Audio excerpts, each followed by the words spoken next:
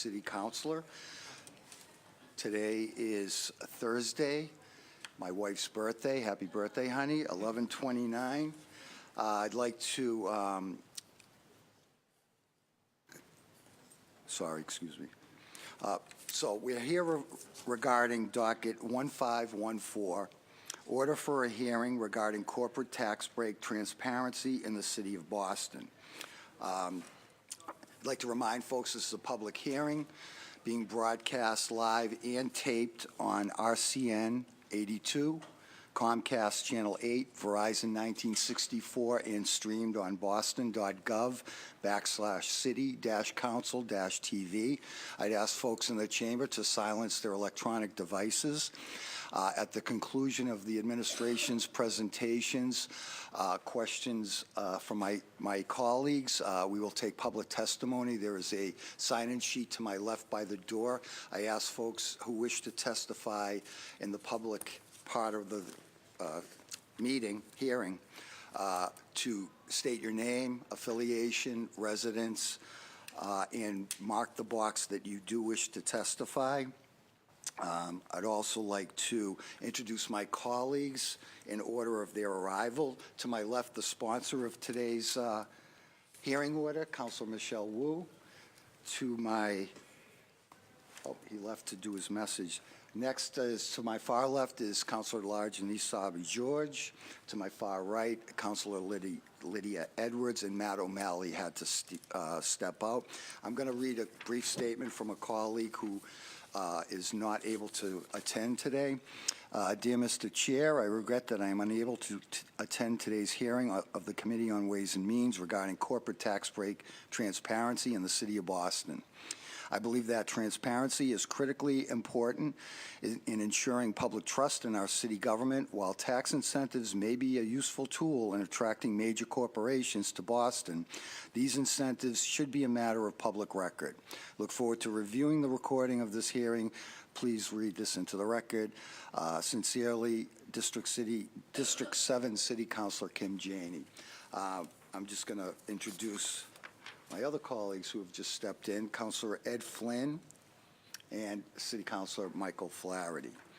I guess I'll ask if any of my colleagues would like to make an opening statement. Councilor Wu. Thank you, Mr. Chairman, for making time, and thank you to Laura also for sharing you on this day and making time.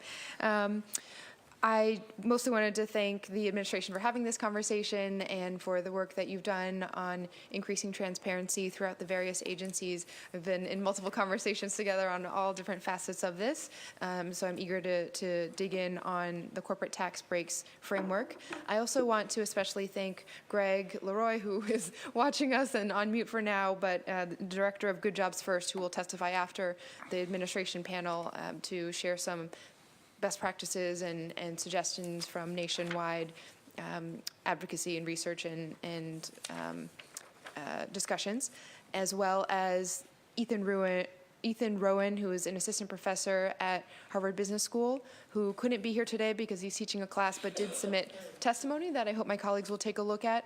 He summarized how his research, which focuses on the impact of corporate taxes on the broader economy, and most recently finding that an increase in corporate tax rates leads to an increase in income inequality. A decrease in corporate tax rates doesn't necessarily lead to any sort of change on those metrics. His testimony very much points to the need, no matter whatever the policy questions will be on where we offer incentives or breaks or packages for companies versus demanding full payment of taxes.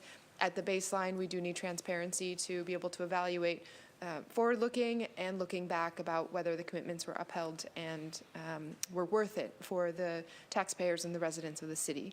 So I look forward to engaging in this conversation. And again, thank you to all my colleagues and especially to the chair. Thank you.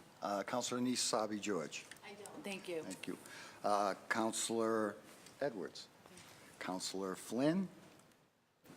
Thank you, Councilor CMO, and thank you to Councilor Wu as well.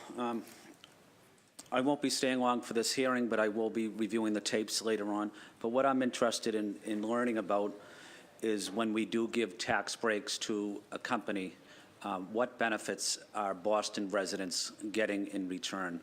Not only, certainly the jobs is a big one, but what other services are they providing to people in need, our immigrant community, working on public health initiatives, public education?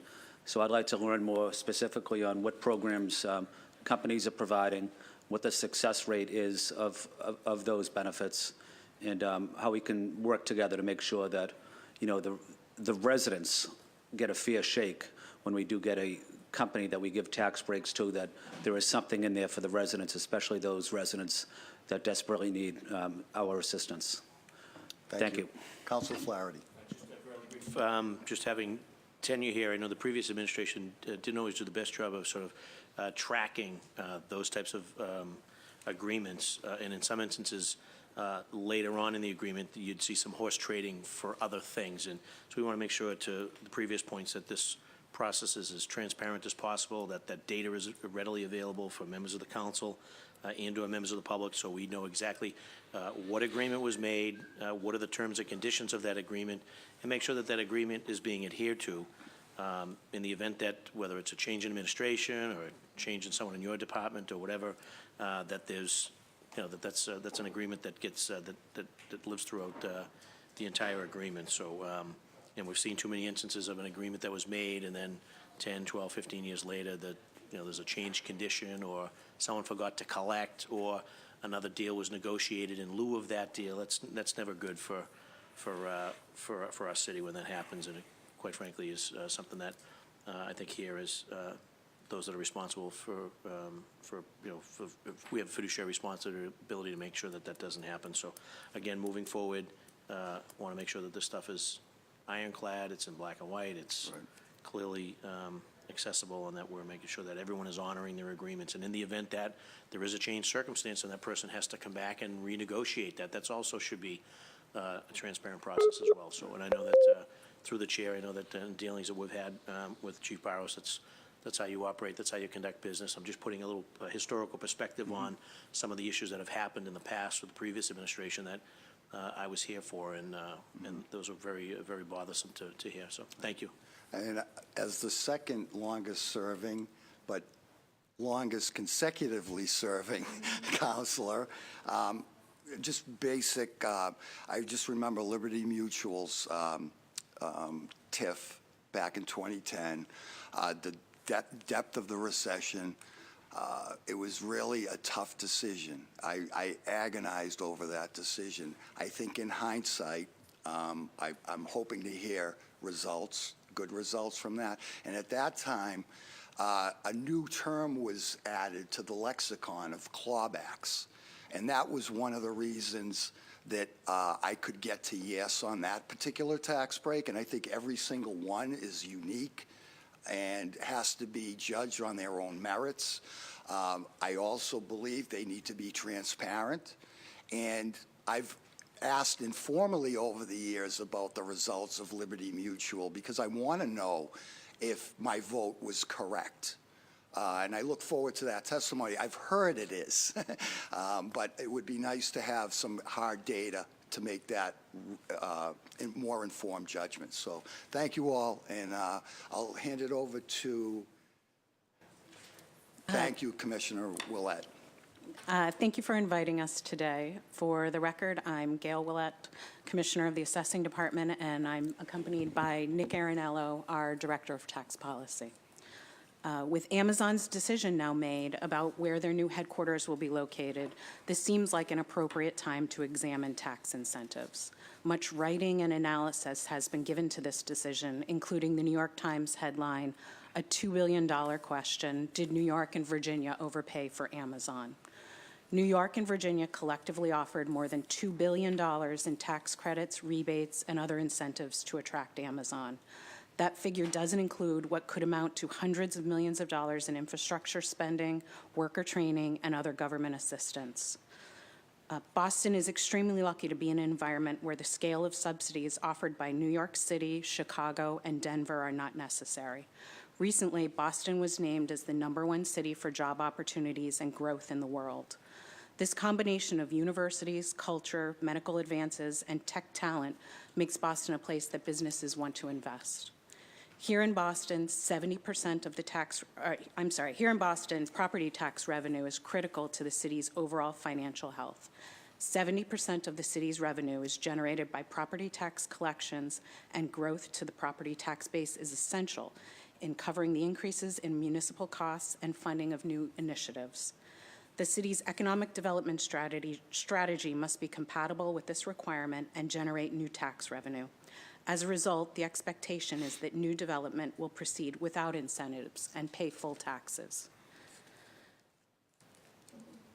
Tax incentives are considered on an exceptional basis when they are required to advance Boston's economic development priorities where the market does not support full taxes.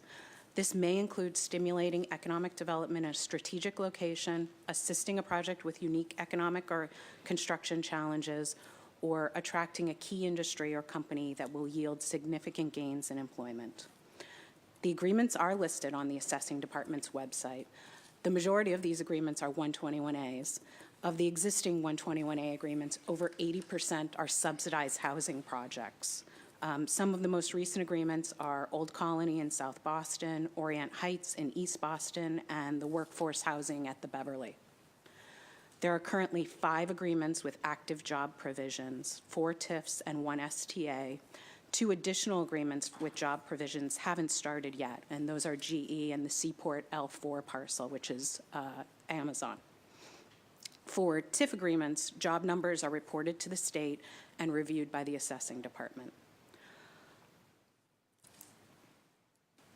On those occasions when the use of a tax incentive is appropriate, the incentive is structured to ensure that the city only provides the level of assistance required to make a development project feasible.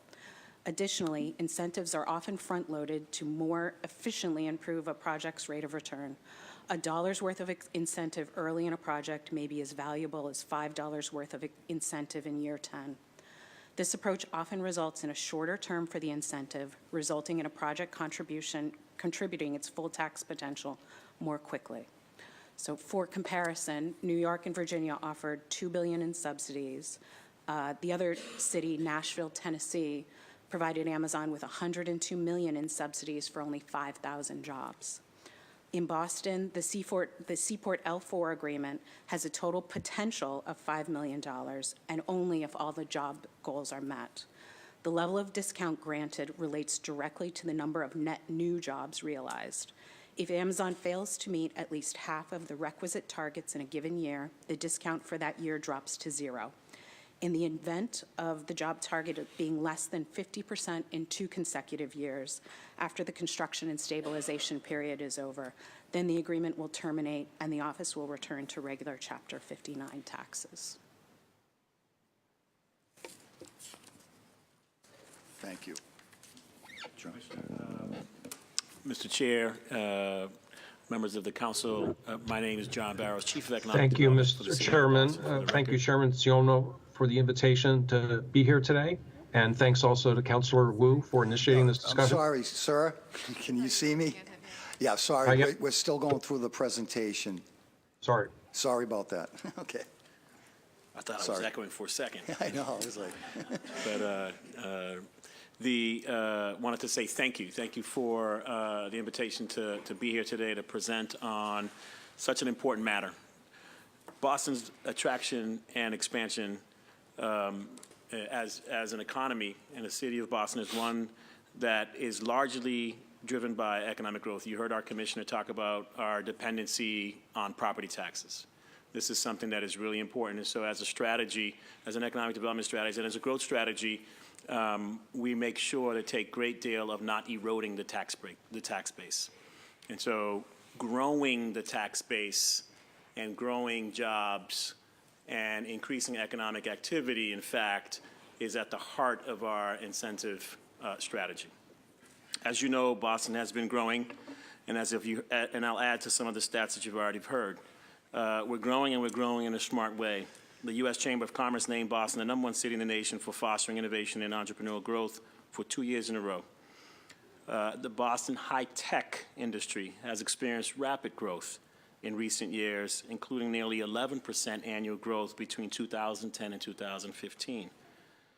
Over $9.3 billion of active development is currently under construction.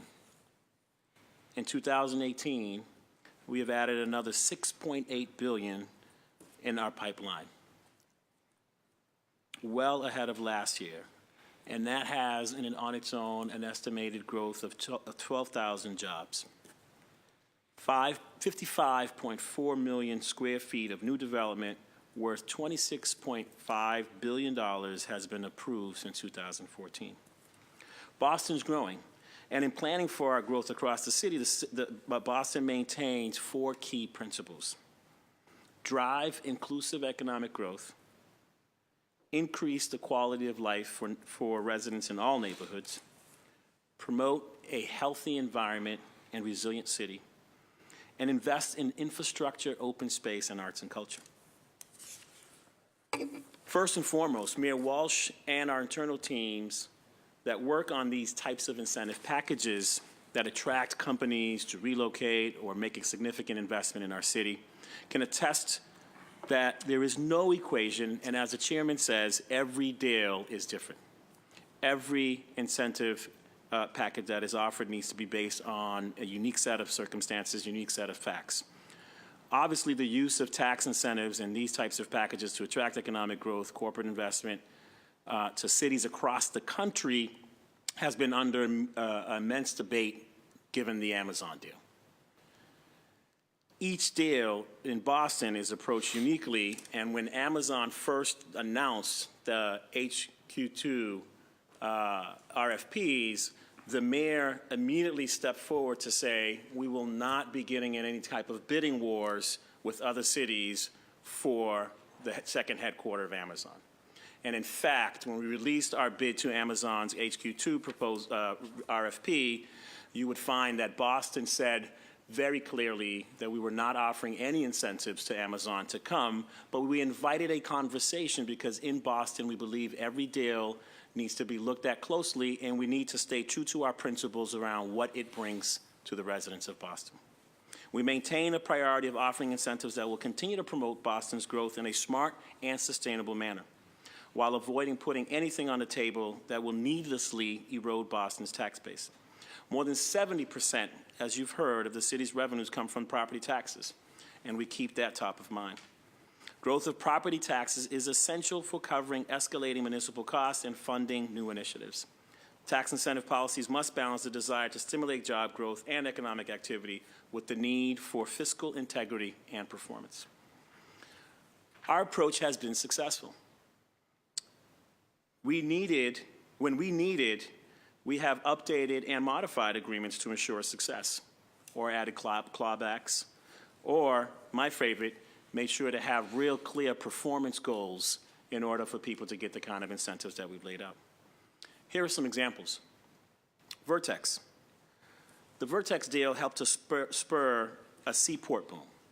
In fact, property values have grown since that time, where we used to collect $33 million in the seaport in fiscal year 2009. We now collect $151 million in fiscal year 2018. Although agreements expired in mid-2018, the $12 million in property savings over the 7 years, the property will generate, and this is Vertex, $55 million in property taxes over that term. It brings 1,200 existing jobs, will be retained in Massachusetts, because if you remember, Vertex, the Vertex circumstance was they were looking to leave the state. We kept 1,200 jobs. We brought in 500 new jobs, and 200 of those were created before Vertex even occupied that building. Liberty Mutual. The chairman asked the question about the Liberty Mutual deal that we all remember. The Liberty Mutual deal created 600 new jobs at a time when the economy was not creating jobs, and allowed Liberty Mutual to expand its operations at the headquarters in the city of Boston, versus moving out of state. The $16 million property tax savings over 20 years still projects that Liberty Mutual will pay $50.7 million over the same term. So, Mr. Chairman, you asked the question, and in my assertion, and the numbers show it, that was a smart vote. And in fact, Boston was able to collect $50.7 million over that same term, where we provided an incentive for them to stay. The GE deal. GE established its headquarters in Boston, came to Boston, chose Boston, and will bring 800 new jobs to Boston. The development also renovates 2 historic buildings in Boston and puts a signature headquarters building on land currently used for parking. The $25 million incentive over 20 years is going to bring us 800 new jobs, and GE over that same period of time will pay $48 million in taxes. GE, in the first 5 years of being here, will also contribute $50 million in philanthropic donations, $25 million of which went directly to BPS. GE is contributing to the resiliency fund in the Fort Point Channel area, and as you know, has designed and promised to build an extremely resilient building. Amazon deal. The agreement that the city negotiated with Amazon, in fact, covers 19 years. And you've heard the numbers, so I won't go over the numbers, but the deal with Amazon, in fact, is special because with the Amazon incentives, we were able to tie the linkage dollars that will be produced from the construction of the 500,000 square feet building to customizing a workforce development program for Boston residents so that we can create a pipeline of talent for the 2,000 jobs that Amazon will bring. Really important that we continue to tie our deals for any kind of corporate incentive to the benefit of Boston residents, as was asked here earlier, and that we're able to codify it and make sure that we can track it. On the other side, you heard that most of the deals, though, most of the incentive packages are going to create affordable housing in Boston, not to corporations. Over 80% of our incentives go to affordable housing. One that was mentioned that I'd like to talk about is the Beverly, which creates workforce housing. The Beverly creates workforce housing, and for a portion of 15 years, we provided some incentives with an opportunity for them to extend to 23 years. And no taxes will be paid in the first 3 years unless the project is fully operational, at which case the payment will equal 1.5% of the gross residential income. For the following 20 years, taxes are based on gross residential income and increase from 1.5 all the way to 7.5 of gross income. For the retail and hotel portion of that deal, which is also 15 years, no taxes for the first 3 years unless the project becomes fully operational. But immediately as soon as it becomes fully operational, it'll pay Chapter 59 taxes. And for the following 15 years, will be subject to Chapter 59 taxes. There are a slew of companies, some of which I have here, but I will not list, that have come to Boston because of some of these catalytic investments that we have made or incentives that we have laid out that I think in and of itself has provided a return for Boston and Boston residents, but then tell a bigger picture when you look at all the other jobs that we were able to bring to Boston and other companies that have followed. Over a 3-year period, Boston was able to create or attract over 80,000 new jobs to our city. I'll say again, I think our approach to incentive packages in Boston, as you've heard from our commissioner, being different from other cities, has been successful. We look forward to having and continue the conversation with you on how we can continue to look at them and make sure that they are more transparent to the residents. Thank you. Great. Does that conclude your presentations? Yes, it does. Okay, great. With me, and I want to Thank make you. sure that we acknowledge Renee, who is general counsel for the BPDA. Thank you. And, I'm sorry. I think you acknowledged. Oh, I'm Nick Arnello. I'm the Director of Tax Policy with Assessing. Thank you. Should I go to our guest? Okay, okay. All right. Maybe ask Greg if he's okay. Hi, Greg? Can you Yes. hear me? Are you pressed for time? Because we were going to go to some questions before we went to you, but if you're pressed for time, I can go right to you. No, that's fine. Go ahead. I'll mute myself again. I'll be right back. Okay. John, just to follow up a little, I think Liberty Mutual to me was traumatic at that time because it took me a while to come to terms with it. We were laying off workers. We were talking about closing schools, libraries. It was a bad time. And as I said, I agonized over that vote. When you analyze the success, obviously you have to base it on what we were getting for property tax revenue from that property at that time. And if I remember correctly, Salvation Army was a tenant maybe, it was exempt. There were many other, again, unique factors maybe to this particular site. Have you ever projected what we were getting, therefore a projection of what we would have got versus, what did you say, for total, say, tax revenue coming out of that site now? Yeah, so as I reported, we were able to collect, we'll be collecting during the same period from Liberty Mutual $50.7 million of taxes. And as you just mentioned, it wasn't producing that much. It was a nonprofit, tax-exempt nonprofit that was on the site. Who else was on the site, Renee? Also, a small parking lot in between. There was three. Oh, thank you.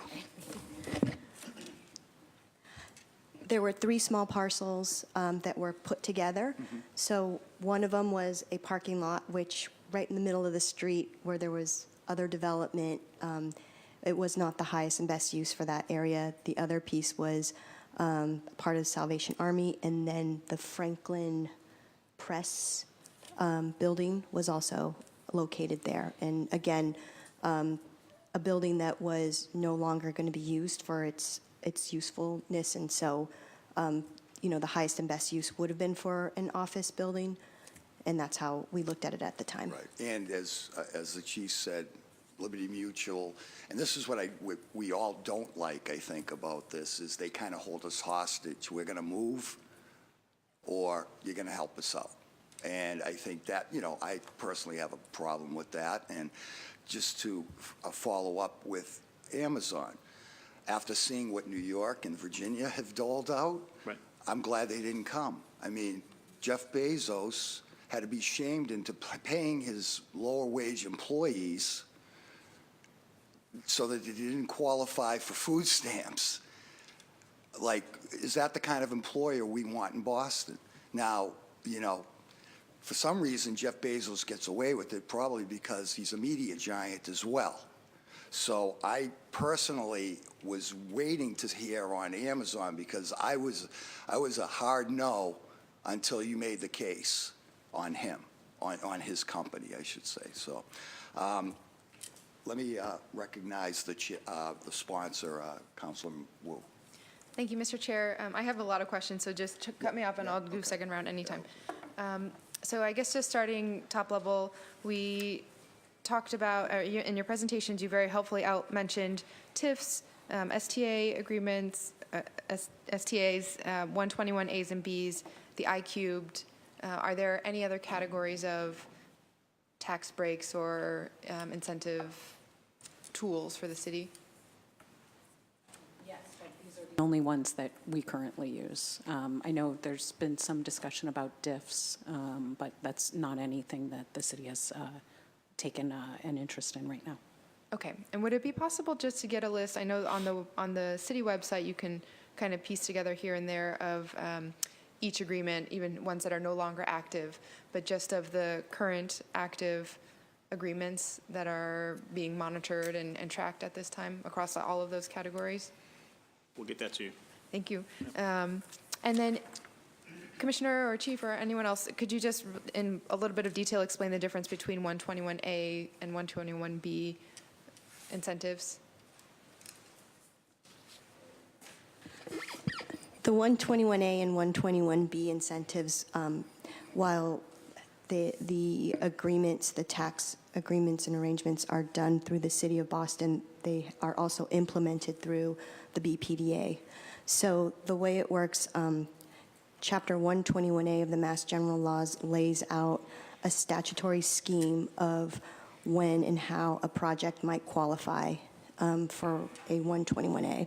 And not only is there a way to set the taxes, the real estate taxes, so that they are predictable, but it's also a way of streamlining a project for permitting and building. In exchange for the streamlined permitting and the tax exemption from full real estate taxes, a project then has many burdens. It has regulatory control by the BRA, so that anytime it transfers, it refinances, it makes any changes to the physical portions of the project or project site, it must come back for BRA approval. And in addition, the developer, the owner of the development, cannot receive more than an 8% return restriction every year. So there are benefits and burdens under the 121A. It's highly regulated. It comes before the BRA for a proposal.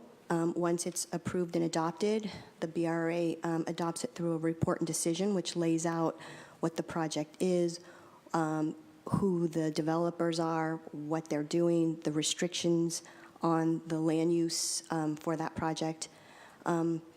Those documents then go to the mayor for approval and then filing with the city clerk. Once the project is filed with the city clerk, then it's the approval is final and they can move on. Any changes have to come back for the same process, amendments to the report and decision. Then a regulatory agreement with the BRA is entered into for the BRA to be able to monitor all the different changes that we just discussed. And a 6A contract is the payment in lieu of contract tax arrangement that is made with the city, and that is signed and executed with the city. All of these documents that I'm referring to, the 6A contracts, are online. Everything else is filed with the city clerk. So all of those documents have been and are publicly available. And I think you referenced 121A. Does that 121B is the same process? No, it's completely okay. different. So 121A is its own, like I said, statutory scheme.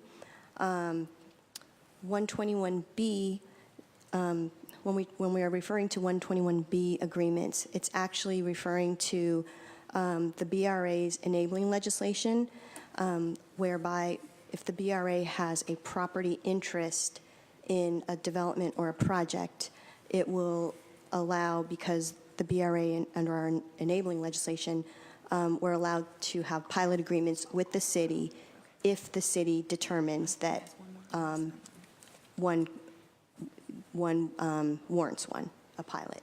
So a 121B is really a mechanism for the BRA, the BPDA, BRA side of the BPDA, to work with the city on doing a tax incentive. Okay, and then just my last one for this round. Both the 121As and 121Bs, what does reporting look like, and are those publicly available? So the agreements you said are available and up, but year after year to check up on the 6A contracts and whether the terms have been met. What is the reporting, and could we access it on our own, or where is it kept? So the reporting is really, that you're referring to, might be through a 6A contract or a regulatory agreement, but we're not monitoring anything ongoing like job creation under this type of a tax incentive, because this is really about permitting and getting a building built in terms of the BPDA side of it, and then the city side is the tax incentive. So once the building is built, other than, they're restricted in terms of what they can be used for based on what they came in for proposal and approval for. And there's, they have to pull permits for any changes that they do. So they would be monitored through, if ISD catches something that, or they, aren't sure if they're allowed to do it, they contact us. We confirm it's under the 121A. But So on the if there's tax no, side, is there any, if the 6A sets a system up where they're making reduced payments over a certain number of years, just to, who follows up to confirm to who else that those amounts are being done at the right times? those payments go to the state, and the state reimburses the city. So it's, again, under the law, there's a sort of a set system. So those payments go to the Department of Revenue. They're due at a certain time of year, and then they get reimbursed back to the city. And do we know, I mean, are we tracking if we're getting at least reimbursed then? Oh, Is yes. someone going back and matching against 6As? The collector That way. treasurers. Right, it's collecting, and your questions about, ensuring who's paying and are the payments being checked have all gone to collecting, so we're still putting some answers together for you. Oh, great, thank you. Thank you. And we've since been joined by District 5 City Councilor Tim McCarthy. Chair recognizes Councilor O'Malley. Thank you, Mr. Chairman, and thank you to the lead sponsor, Councilor Wu, for her leadership on this. Commissioner, you mentioned when I think the previous speaker was asking about all the different types of incentives, you mentioned, if I had it right, a DIF, and that's D as in dog. Is it Correct, yes. Deferred deferred incremental financing? It escapes me now because we don't have any of those agreements. District incremental financing? And what does that mean, Chief? We don't use it, but, yeah, can you give a technical answer to that? I'm more out of curiosity than anything else, because I hadn't heard that term It before stands today. for District Improvement Financing.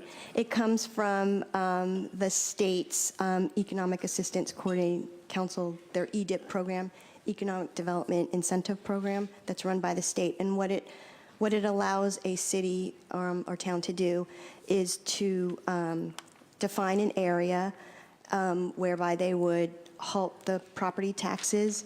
Then they can raise bonds, use the money from the future property taxes to pay down, to pay back the bond. And then the bond can be used for infrastructure or other. So it's more of a geographic area than a business, and I would, correct? Yes. Well, it's an area that's proposed by a city or town. So it could be conceivably a neighborhood. Yes, we That'd be a we big have area. not used Yeah, yeah, it. yeah. Yes, we It have could be not conceivable. used it. But It could be conceivably if you think about it, an area in a neighborhood that's really bad and needs a lot of work. Yeah, From an yeah. infrastructure standpoint and building, and we have not used it. Interesting. Yeah, no, thank you, Chief. I don't want to waste up too much time on that. It's just very interesting. And then you mentioned sort of the difference between 121As and 121Bs, both of which the BPDA would vote, so that the if I have this correct, the council would vote on sort of some tax incentives, and the BPDA would offer some streamlining of at least with the 121A, that's a streamlining permitting processes? So under the 121A, all approvals go through the BPDA. Yeah. And that's set up through state law. So nothing comes before the state or the city council. So let me ask that question then, just to try to sort of move things along. What role does the council play? I know we have to vote on a TIF. Yes, correct. We would have to vote on a DIF should we ever Yes. employ that. And it sounds to me that it's a sign of relative economic success that you don't need to employ a DIF, so that's a good thing. What are some other things that the council plays a role on, and what are some that the council does not play a role in? In terms of other tax incentives, Correct. I believe that's it. Okay. Okay. And, you know, I came in shortly after the Liberty Mutual vote. I was here for the Vertex vote. There was a smaller one that was employed for actually a locally owned and operated business in my district, which produces key cards for hotels. It's an industrial area in West Roxbury, and we were able to support it with some incentive, and it was good to see a locally owned and operated business take advantage of such a thing. I think that one of the reasons, and I don't presume to speak for the author, but one of the reasons why it's important to have this conversation is that there's a real feeling that these corporate tax incentives don't always benefit folks and aren't always used to the benefit of the cities. So I think anything we can do to increase oversight and transparency, we ought to be exploring. We have certain tools at our disposal, but perhaps there's more that we should be looking at. I recognize the fact that state law dictates a lot of these things. But I would also suggest, or perhaps I would close by asking you, given the economic strength of the city, are we using fewer tax incentives now than we have, say, 20, 30, 40 years ago? Yes, I think so. Would you say sort of I historically? believe so, yes. Yeah. I've been here seemed to a make long sense, time, right? and they're far fewer now than they were in years before. The success of our city should make it that doing business here is sort of the benefit enough, so that's helpful to hear. Okay, that's all for now. Thank you, Mr. Chairman. Thank you. Councilor Edwards. So just a couple things. I wanted to follow up on some of the comments about Amazon. It would have gone to East Boston, the district that I represent, and I can say I'm personally very relieved it's not coming here. And so I just wanted to put that out there. But also to specifically talk about some of the transparency issues that I think a lot of this hearing is hopefully trying to rectify. While it is governed by state law and the procedures and how it pushes and moves under 121A, for example, I think it's incumbent on us as government agencies to recognize that while that law is there to define what is the minimum, the fact that we couldn't be more transparent isn't barred by state laws. That's my understanding. You could do more than what the state law requires. So with that being said, what would you be opposed to discussing or putting out there what the tax incentives before you've approved them that you are considering for a certain project? I think we can consider and have a conversation about that, yes. We're having a conversation right now, and I think it would be worth. We would have to have even more detailed conversation about sort of how to do that and when to do that. I think there is, for the purposes of the BPDA, maybe you could talk about your process and how when everything becomes public and when people can weigh in. I think also part of what Chief Barros is relating to as well is that when companies come to us, they're the ones who are requesting the relief. And what we start with any company, with every company, is you're going to have to show us why you need it. And there are certain tax laws that allow us to look at numbers and not look at numbers. And I'll leave it at, or look at certain numbers is what I mean. And so it becomes sort of a very delicate balance, and normally what ends up happening is, the full value needs to be looked at, and the timing needs to be looked at as well in terms of how, what's coming up for the next tax bills or when the construction or whatever's going to start. In terms of the BPDA side of things, any projects for 121As go before our board. And so they have to be, they're noticed on our websites. The board memos go up prior to the meetings. And then prior to that, though, there's always the process for whatever the project is. So there's a community meeting. There is notice to the community at large what's being proposed. The tax incentives being included in that? Well, the BPDA part of it controls and focuses the development side of it, but included in that is the conversation that there is a tax incentive being requested. So, because I've seen a lot of different things happening. Where is the tax incentive package then noticed? It has to be noticed It's before part the of our vote. board memos. Yeah. I think one of the Which are issues. hard to find, by the way. Well, I just counsel, there's just not a lot of them. I just have to say to you. Today, yes, today, there have not been very many new I think on the new ones at books, all. and I'm going to look for you guys for accuracy, we might have active, 11 or 10 agreements? What do we have, 15, 20? For 121. Over the last 4 years, what do we have, 7?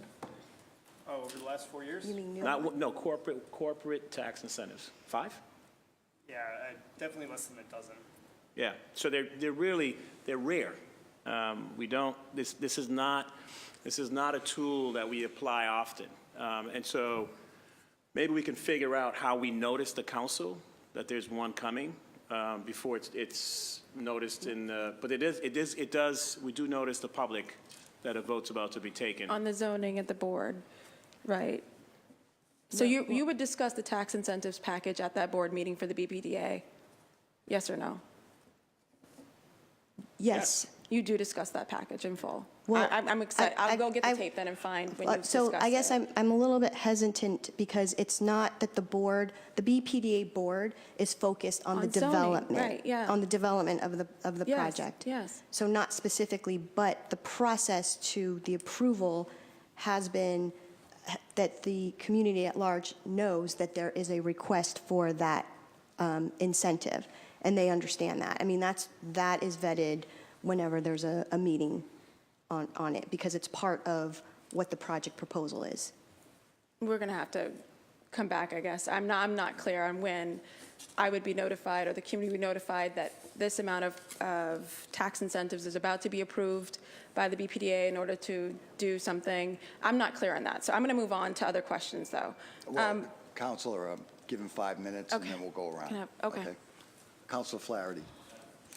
Chairman, probably more, I guess, an editorial. I think that we need to have a formula that has clearly defined metrics and deliverables, particularly around when, I knew what the reservation was with the chairman during the Liberty Mutual. I felt that we were getting rope-a-doped by Liberty Mutual, but for the fact that the landlord, who was a well-known, respected Boston guy in philanthropic circles, who really worked the corners for the previous administration, because I didn't think, and I think others felt the same way, that the threat wasn't real.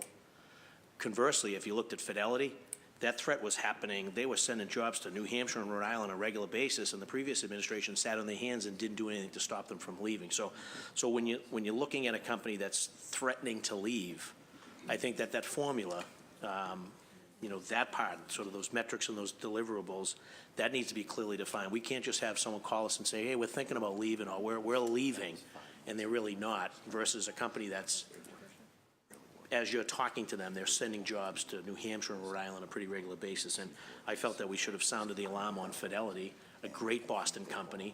We lost hundreds of jobs to bordering states. That should have never happened. That's when we should have dove in and said, hey, how do we make this right? What can we do? How can we help? How do we work together?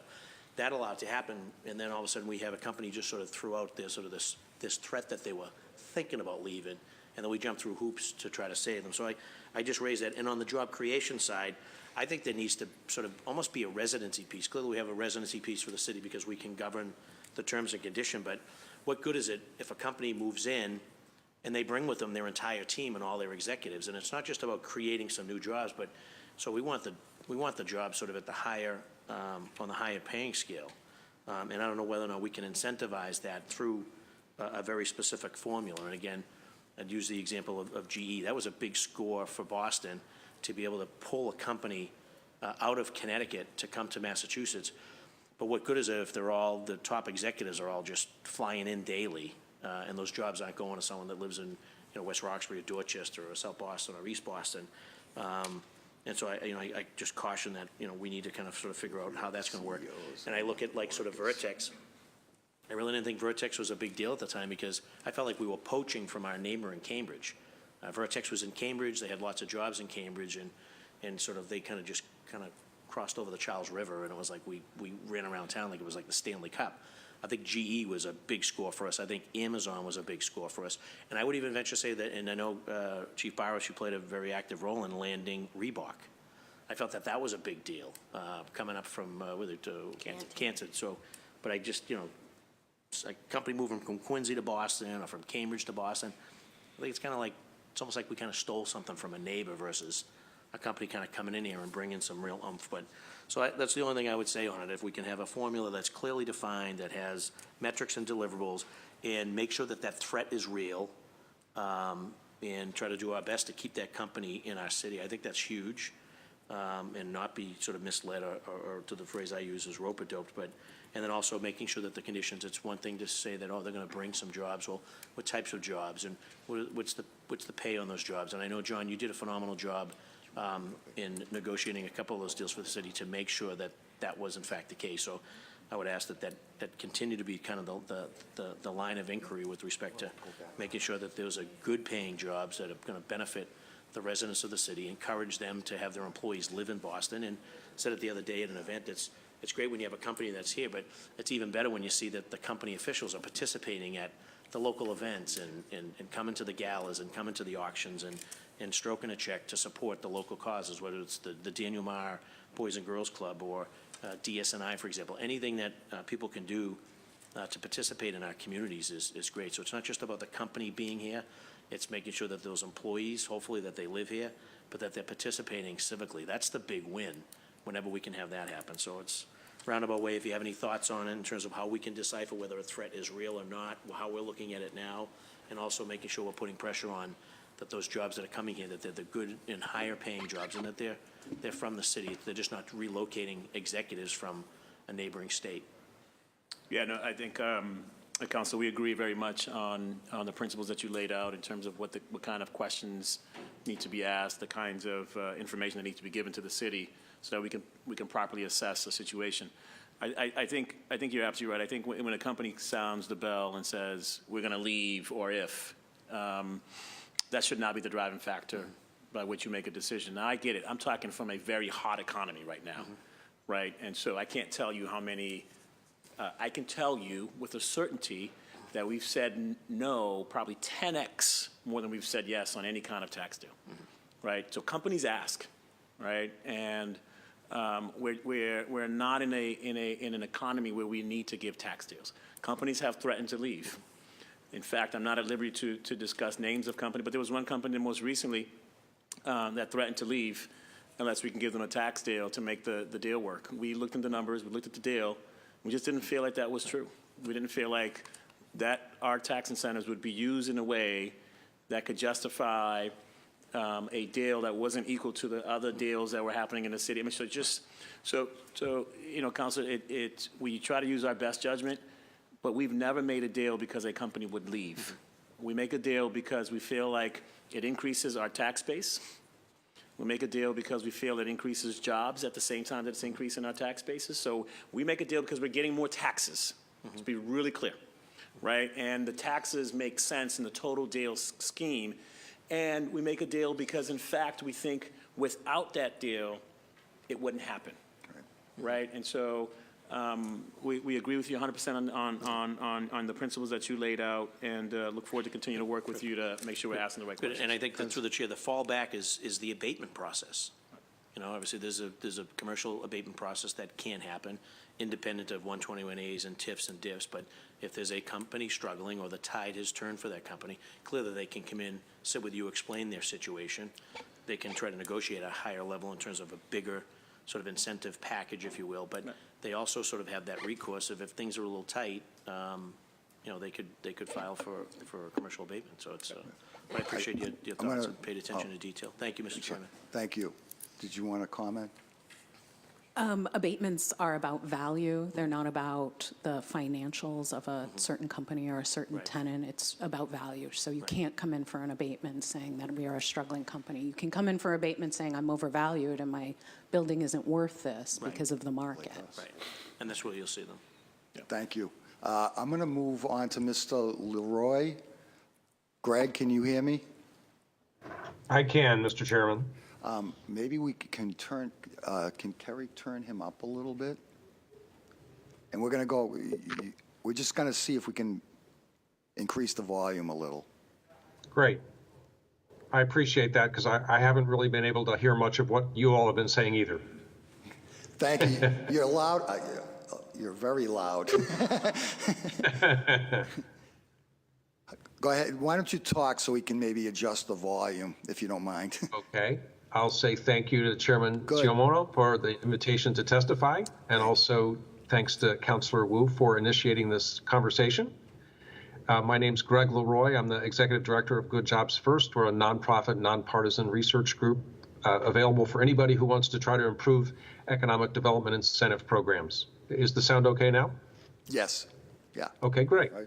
So the subject at hand today is sunshine or disclosure, and that's exactly the right place to start when trying to improve economic development incentives. So to define what we mean by disclosure, I mean online reporting of each deal, each project.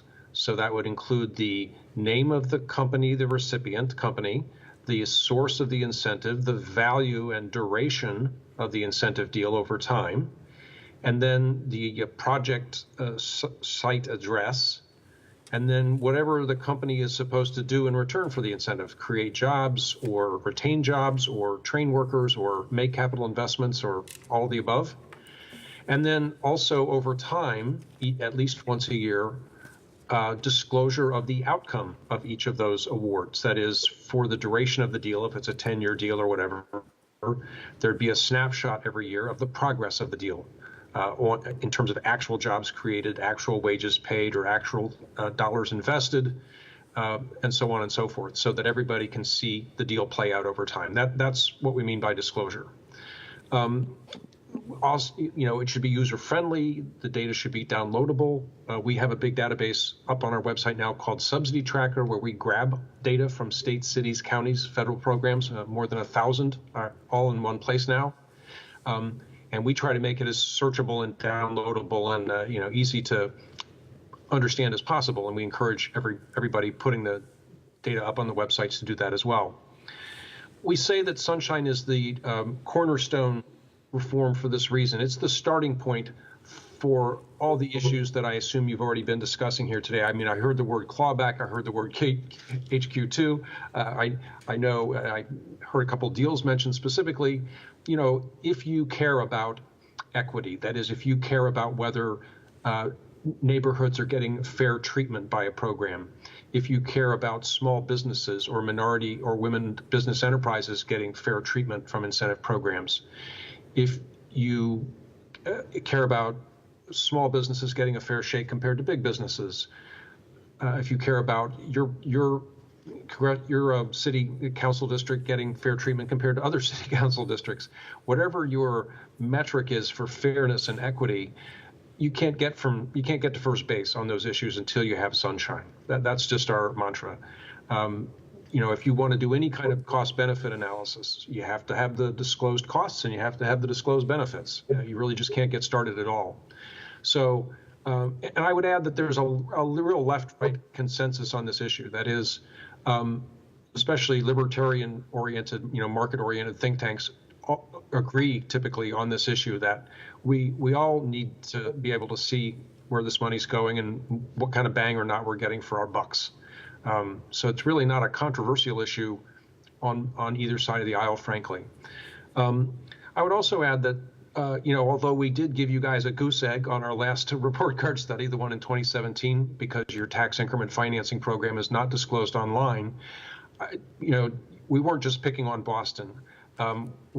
Your state actually has not been a great state in terms of disclosure. It now has a very modest form of disclosure for a few programs, but compared to many other states, Massachusetts was a late state to start disclosing and still doesn't do an especially robust job of it. And we also noted numerous other cities and urban counties that are still with you in that goose egg column. But I will say this, the big picture is that many more governments are disclosing much more of this information now than ever before. We started grading the states on this 11 years ago, and at that point, only 23 states had anything at all online. Today, all 50 states are disclosing to some degree company-specific data online, and the District of Columbia. And about half of the big cities and counties that we look at are also disclosing to some degree. If you want more civic engagement in your economic development, if you want more involvement, this is the way in, frankly. If you want community groups and small business groups and redevelopment organizations and other people who are certainly the intended beneficiaries of these programs to have a way in to begin to participate in a more meaningful way, giving them the data so they can see where the deals already are in their neighborhood or what kind of spending patterns have already been happening is exactly the way in. It's all about civic engagement, frankly. I would also add, because I always get asked this question right away, is this going to send unfriendly signals, or will this hurt our business climate? I've been publishing on this issue for 24 years. If anybody ever had any evidence that Sunshine had done anything to harm any state or city or county in its ability to attract deals or retain jobs, I would have heard about it. I would have been the lightning rod for that. The truth is the opposite. There's no evidence that any Sunshine or other reforms like clawbacks or job quality standards harm a business climate. I think they actually improve it because they make it a more democratic, open system and therefore more resilient and more effective. I'll just add one other overlay on this, and that's that there is a new government accounting requirement. There's this obscure body called the Governmental Accounting Standards Board, GASB. It's the same group that requires cities and states to disclose, for example, their pension liabilities and retiree health care obligations. And a few years ago, they issued what's called Statement 77, which is an amendment to the rules of generally accepted accounting principles. It's called Statement 77 on tax abatement disclosures. And pursuant to that amendment to GAAP, your city and state and probably many of your school districts and so on are now required to begin disclosing how much revenue they lose, just one aggregate dollar figure in revenue losses attributed to major economic development tax break programs. We're about to issue our first study on that subject next week, just looking specifically at the issue of K through 12 funding. And we have a new database on our website called Subsidy Tracker 2, where we've been uploading that data as best we can get it from the financial reports of cities, counties, and states around the country. So the broad movement here, both on the company-specific side and on the aggregate jurisdictional side, is toward more sunshine and more data online. And you're very much right in the trend of that national trend. I welcome your questions. Thank you. I just wanted to clarify, you don't actually analyze deals, you analyze transparency, correct? I'm sorry? You don't analyze individual deals, you analyze transparency. Well, I mean, sometimes people ask us to look at specific deals if there's a controversy or a problem with it. But in our opinion, obviously the value of having deal-specific data for entire programs over multiple years is that you can better evaluate the whole program. And that, at the end of the day, that's usually what really matters. Yes. Have you had a chance to look at our website? I'm sorry? Have you had a chance to look at our website that lists all the 121As, 121Bs, and TIFs and SATs, or whatever, the STAs? Yeah, so our analyst, Kasia Tarczynska, looked at your website last year when we did our study, and I apologize, I wasn't able to make her available for today's testimony. We have a big conference here in town. We'd be glad to look at them now, especially if there's new stuff. We're talking about, Greg, we're talking about transparency, and I just want to know if you looked at our website, because that's how we post things for transparency. And I know that, again, I would agree with you, sunshine is the best disinfectant. We understand that. I see the deals. The deals are basically, they're PDF'd on the website, so we know the deals are. I would agree that measurable goals posted annually would be a very good thing. I've done my own follow-ups, but I think that would actually be a good story. I've heard good things today that I wanted to hear. And, I did look at your website, and I did notice you grab things out of publications, mostly newspapers, especially around Boston. I would just suggest that, I don't know. I'm not going to suggest it because I don't want to get in trouble with the media. But I would look at our website and analyze what we're doing that way rather than what people are actually writing about our transparency. Just a thought. Sure. So to be very clear, our report card studies, of which we've done, I don't know, 7 or 8 now, and our databases are all based on government data. So if a city discloses its deals, we scrape that data, clean it up, and put it into our subsidy tracker database. When we issue the report card grades, we look at the website and we call the program manager. So when we gave your TIF program a goose egg, we contacted your program manager to verify that there was not some obscure web page that we couldn't find that had that data before we gave you the goose egg. Similarly, we have a lot of data now from your state because the state's beginning to disclose, and we grab that data and put it in our subsidy tracker as well. So the only time we use newspaper records is for mega deals, that is very large deals where often there are multiple forms of incentives put into one deal. You can have 5, 6, 7 incentives in one deal, and sometimes some of them are not well disclosed enough that we have online records for all of those different pots of money. So we take published reports, which are based on officially stated government estimates of the incentives at the time they're awarded, and put those in our database. Do you have any analysts that actually would look at a deal in advance of it actually being implemented? And I'm thinking of, Amazon in New York. Like, that's a huge deal, obviously. And like, what kind of analysis and analysts do you employ? So we've been very adamant about the New York City deal, that the value was understated in most of the media accounts. The actual value of that incentive package is at least $2.8 billion, not 1.5, as the company's press release would lead you to believe. And then, if people were to ask us over time to look at the outcome of the deal, we would certainly do that. And there are certainly, there's a large body of established practice out there about cost-benefit analysis. Mm-hmm. And the Pew Center on the States, which is another organization that was cited in Councilor Wu's original statement, specializes in showing states especially, but also cities, how best to evaluate incentive programs. It's not a perfect science. There's not a well rigorously established body of practice in that space. I'm just telling you. But there certainly are credible tools and best practices out there that we and Pew and others can point you to if you want to do that.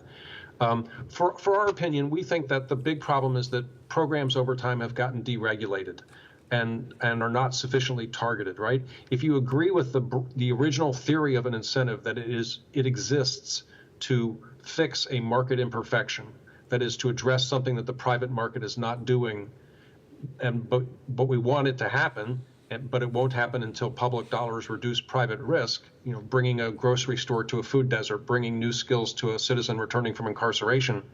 If you agree that that's what an incentive is, then you want to keep the eligibility rules and the targeting criteria of the program tight and narrow so that you could be confident that the money really is addressing market imperfections. Over time, what we found in our studies is that the programs get so loosened that they just turn into political pork. And when that happens, you waste a lot of money. Great. Well, thank you for your testimony and answering my questions. Councilor Wu. Thank you. Thank you so much, Greg. Can you hear me? I can. It's a little choppy, but yeah. Okay. I so appreciate you making time.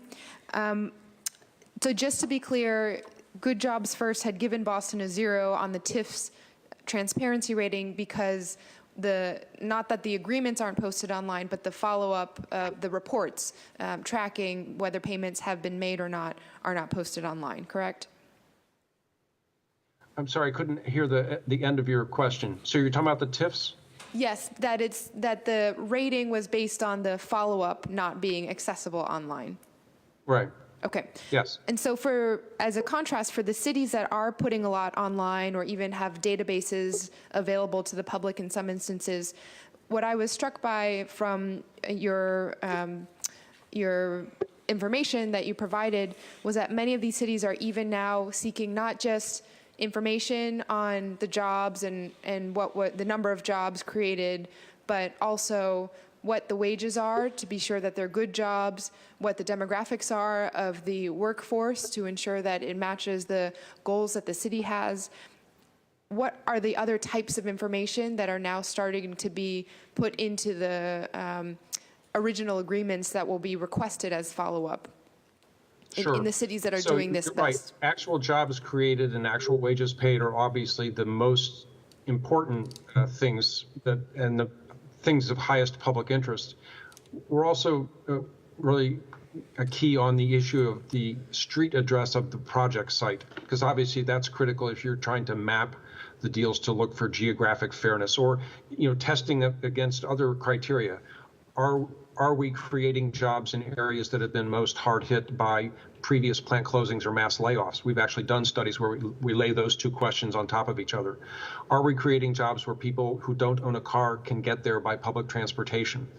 Are we locating deals in areas with high unemployment or high rates of poverty or low income households, right?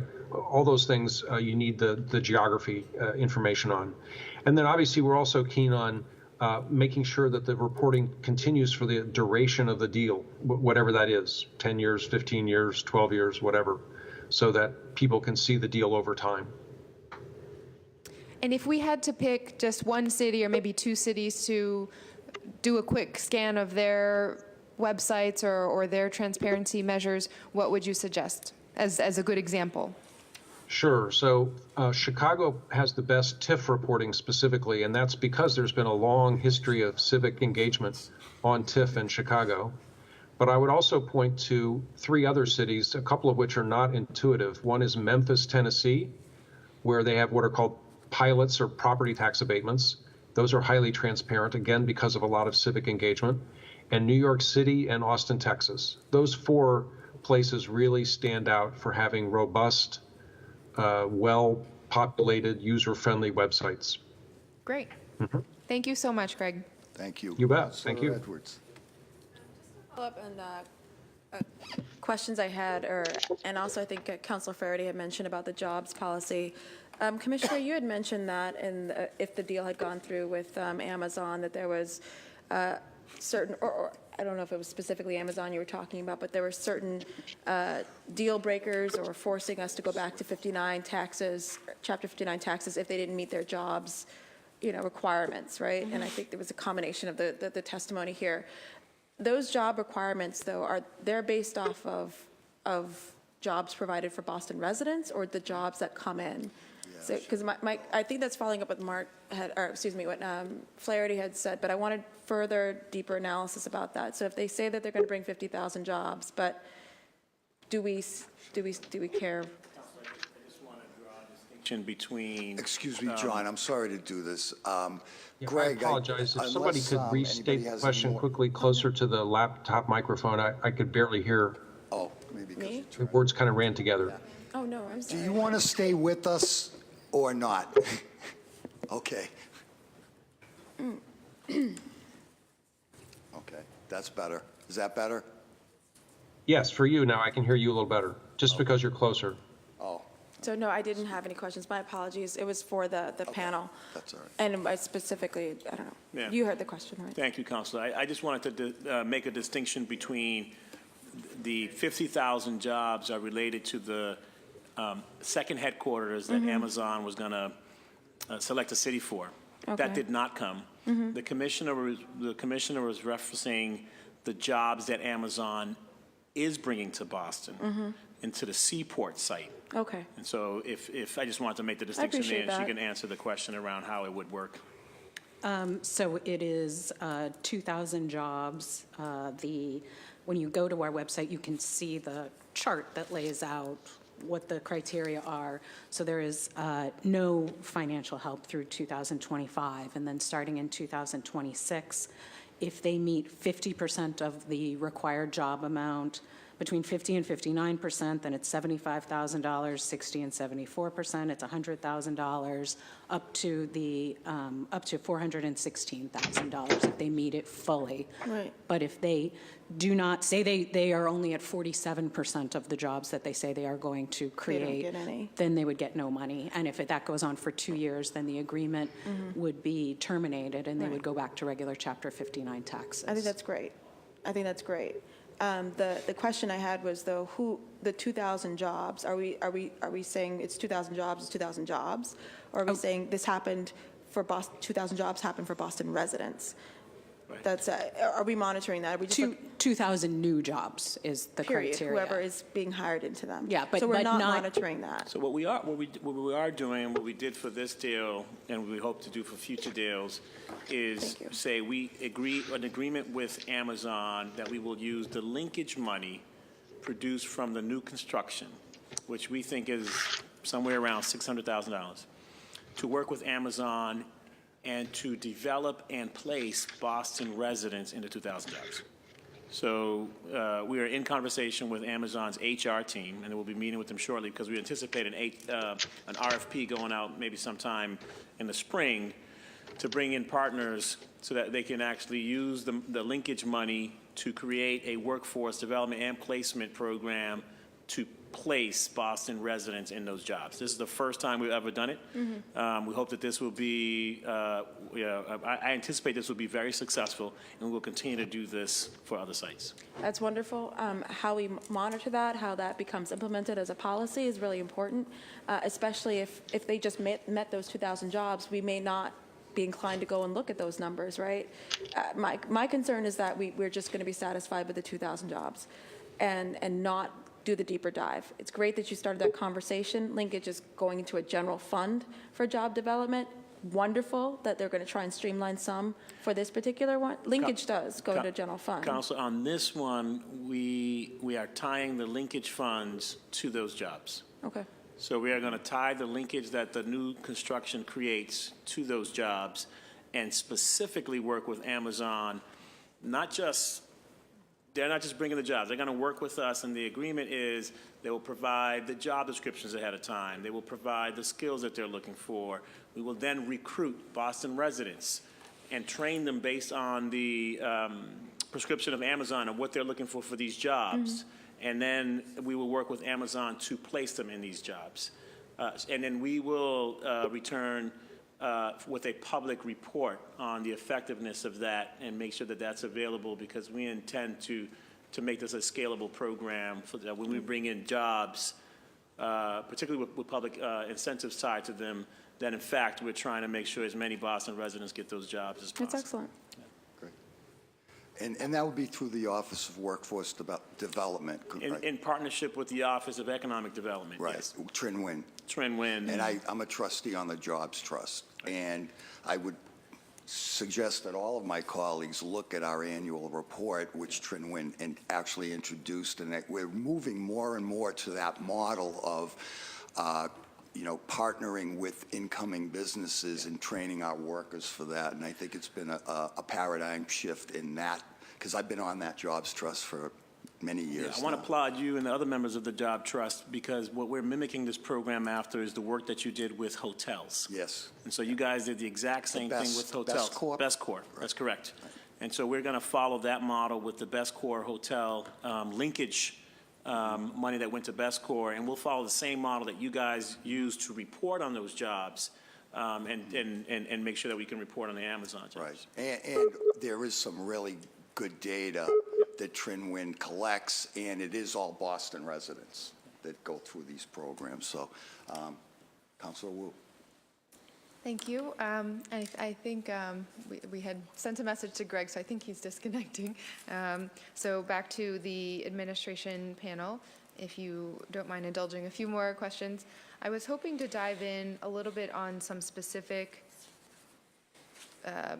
agreements. So, for example, and a lot of these kind of are looking at Seaport or Fort Point area, because that's where a lot of the development has happened recently. So let's just start with the Log Me In agreement. So this was, I'm just trying to look at my notes. 2014 for 13 years.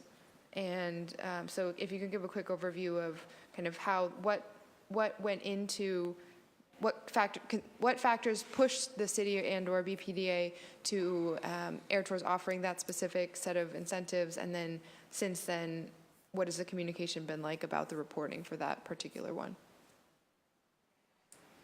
So I wasn't here to negotiate that one, but I can tell you the general, Yeah. We can talk about what it is, Yeah. but I don't know that any of us could talk about maybe you can how give it the was basics of what it is, and Yeah. I can add on the highlights of what I know about the deal, but we were not in our current positions. So it's a 13-year term. Over this period, the exemption percentage falls from 50% to 10%. What they are doing is a $37.7 million renovation and restoration of a 117,000 square foot building in South Boston's Innovation District, creating office use. For the tax relief, $2 million in property tax relief over the 13-year agreement, plus state investment tax credits. And what are the benefits of the project? It is that they retain and maintain 350 jobs and create 450 new jobs over the next 5 years. So we're now in year 3, is that right, of the agreement? So where, in terms of the jobs numbers, what amounts are they, and how were they calculated relative to the baseline?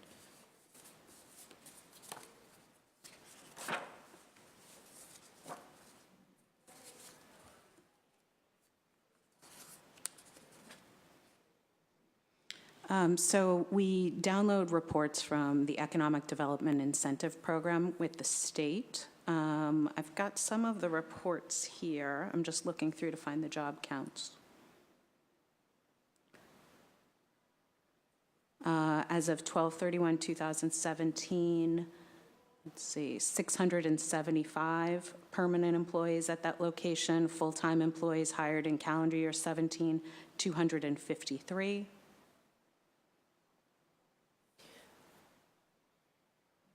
And so in terms of, I'm sorry to get into the nitty-gritty of this. I just need to kind of see on one specific example how this plays out, if that's okay. So the 675 and 253, those are, which number is now considered the new permanent full-time jobs? And I'd have to look at the agreement to see what the criteria is for each. Most likely it's a stepped agreement that each year they would be adding more. So this is simply saying they added 253 new full-time employees that were hired in calendar year 2017. And they have a total of 675. We can get you that information. We don't have that information here with us. I guess I'm just trying, what I'm drawing from this conversation and trying to walk through this is that if it's not sort of gathered in one place of here's the, one page that says how to interpret the steps relative to the numbers that we just downloaded from the Economic Development Incentive Program, it would be great, I guess, to increase our score on this or whatever, however else people are thinking about transparency, just so people can understand, that it's true that, I think it's a great point that the chief made. There aren't that many of these, and so to be able to, on each one of these TIFs, because there aren't that many, they become a big deal about, when we are investing, people should be able to say, okay, here's the 2018 look back relative to the stepped agreement, and then what are the numbers, and what did we actually, what did we surpass the goals by, or fall short, or the company, et cetera. So are there any plans to think about putting some of this online or getting to that more user-friendly type reporting? So I know that the schedule is online. What we could do, though, is, following your line of question, is help, sort of figure out how we nuance the scheduling, right? And make it that it's frankly more understandable by the layperson, right? And so we're dealing with this all the time, and perhaps what we have on the website needs to be more user-friendly, right? And so I think that we will continue we'll look at your question, try to get you an answer, and then we'll continue to look at the website and to make it better. Great. And so I guess, oh, sorry. Oh, Commissioner. I was going to say, for the assessing department, we are pulling down these jobs reports because we are checking. And Yep. so they do have 5 years to hit this number. So, as far as I'm concerned, they're meeting it. They're probably In progress. exceeding it They're to ahead of- where they would be based on this only being, so this was signed in 2015. So this is one that is a success story for Boston, is Log BN, is that we have a building that has been renovated, a building that was not bringing in very much in property taxes before, that they have renovated, and that these are good jobs that are coming into the city, and that they're really exceeding, I think what we will find is that they have exceeded the goal that we have Yeah, set for this. I know that they're exceeding the goal. They started slow, and then they really ramped up, and they've hired a lot of people in a short period of time. In fact, the building we're referring to was a building that had been partially burnt down, so that they came in and reinvested in a non-productive asset, increased our tax rolls, and we helped participate in that improvement. We can get you the information that you're looking for. Sure, yeah, and I guess the final point that I wanted to make is that many of these other cities also had legislation at the municipal level laying out what types of reporting and in what formats. So as next steps into 2019, would ask for the chair to think about maybe working sessions, or we can convene afterwards about, at least for the TIFs, because it doesn't sound like we can do anything at the municipal level to cover the 121 A's and B's because there is such intense state involvement and reporting and passing through. But for the TIFs, which end up being the most direct city involvement and council involvement, to have that transparency kind of laid out and spelled out in an ordinance with, that everyone could come to would be great. Thank you. Councilor Edwards. I think, just to echo Councilor Wu's point, I would do hope that we could have a working session where we're actually bringing folks together and make it easier for us to define transparency with you, so that we're saying, could you put the following 10 things on the website? So that we're saying, including something I'd like to see is the difference between the tax revenue that we would have gotten if it was at Chapter 59 versus the revenue that we're getting under the current agreement, just all of it, just a list of all the things that I think community members, advocates would like to see in a working session, to put that out there. And then we're really talking about what we're defining transparency, what sunlight means for Boston. And then I think that would really help to close this conversation if we're just defining it for them, and then we can get it up there. That's it. Thank you. Let me just end this portion. We'll go to public testimony. I just say to my good friend, you grew up in Chicago for the most part, but that's the only way I'd want to replicate anything from Chicago in the city of Boston. just saying. So at this point, we're going to go to public testimony. Martin Rotter, Richard Tanker, Taylor. Oh, Richard, yes, sorry. And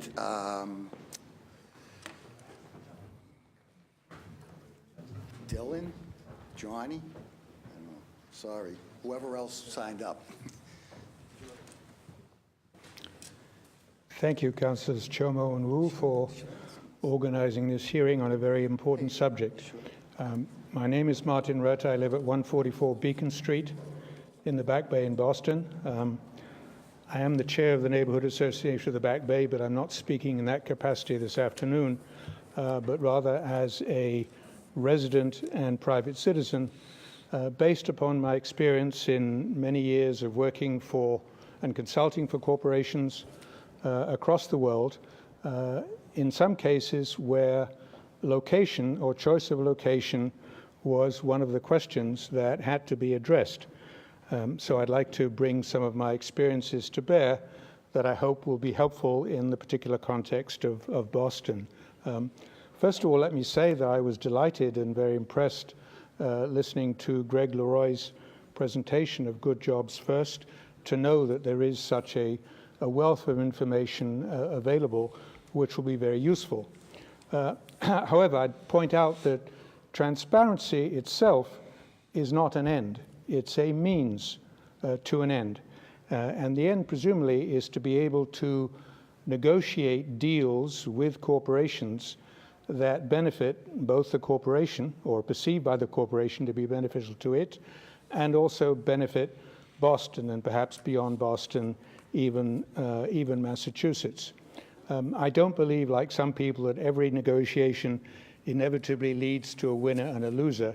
I think the best negotiations lead to situations in which all parties get something, maybe not all that they want.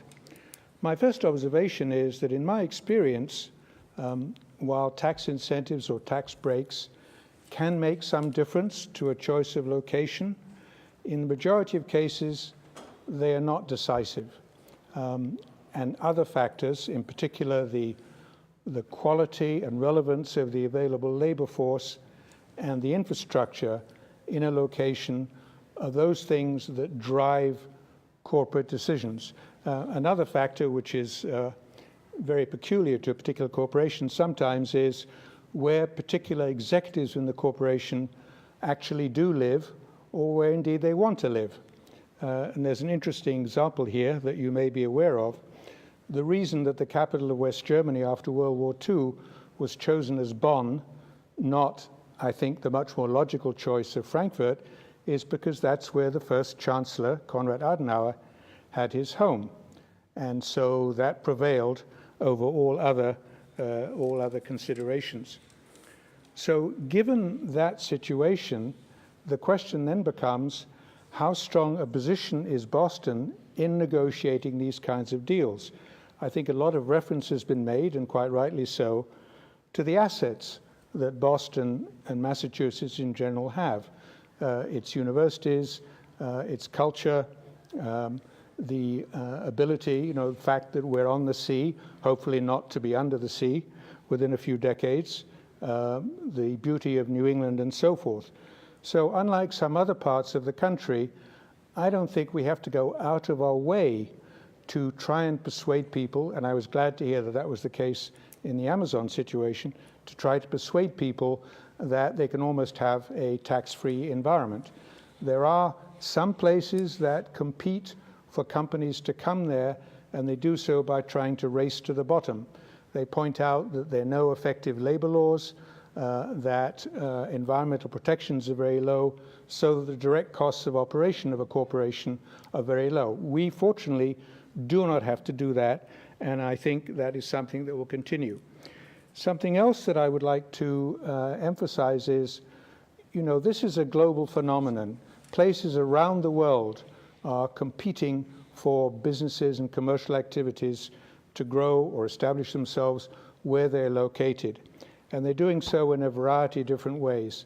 And there are, I think, some best case examples from which we could perhaps draw some valuable lessons, even beyond the United States. I think in particular of the Industrial Development Authority of Ireland, which has been very successful in attracting companies to Ireland. And that brings up another factor that plays a role sometimes in the choice of location of a corporation, and that is access to market. If you can, by being in one location rather than another, more easily address a major market for the products or the services that you're offering, then that plays a significant role as well. Now, the IDA, or Ireland in general, has perhaps gone too far. If you're familiar with the controversy about the situation that Apple is in Ireland with taxation, which has been ruled by the European Union as illegal. Sorry, Martin, I'm going to need you to wrap it up soon, please. Okay. So my basic message here is that we want to make sure that we understand the motivations of the people that we're negotiating with in the corporations. And in order to do that, we must make sure that we're very intelligent, or if I might slip into the vernacular, wicked pisser smart, in the way in which we put these deals together, as well as making sure that once they are put together, we achieve transparency in monitoring how well they do. Thank you very much. Thank you.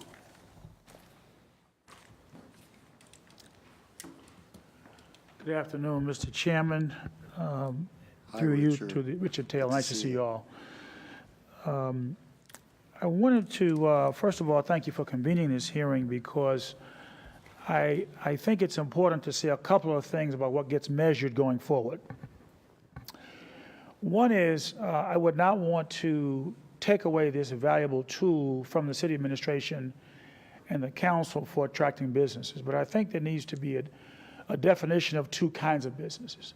The larger firms, your Vertexes, your GEs, versus the smaller ones who are local, and I want to speak largely to the first category of businesses. Number one, I think they need to measure, as Councilor Edwards mentioned, the residents, the neighborhood members, participants who get jobs. We know that we have income inequality and equity in our city, and when the larger companies come into the market, they need to focus jobs on neighborhood residents primarily, and they need to be measured. Secondly, minority and women business participation.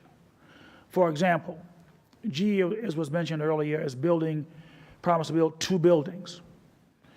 What will the MWB participation be in the construction of those 2 buildings? They also have supplier programs. They spend millions of dollars on a wide variety of services, cleaning supplies, security, all these things that our local businesses can grow from. So I think these things need to be part of this broader screen that get to be measured. I was relieved to hear Chief Barrows mention this recent model with Amazon, which Councilor Edwards mentioned, about tracking local jobs.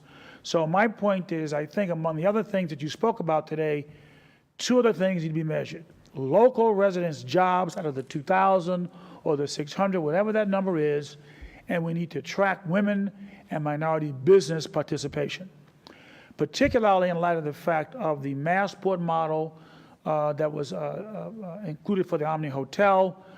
The mayor has announced that will be part of the disposition of land going forward.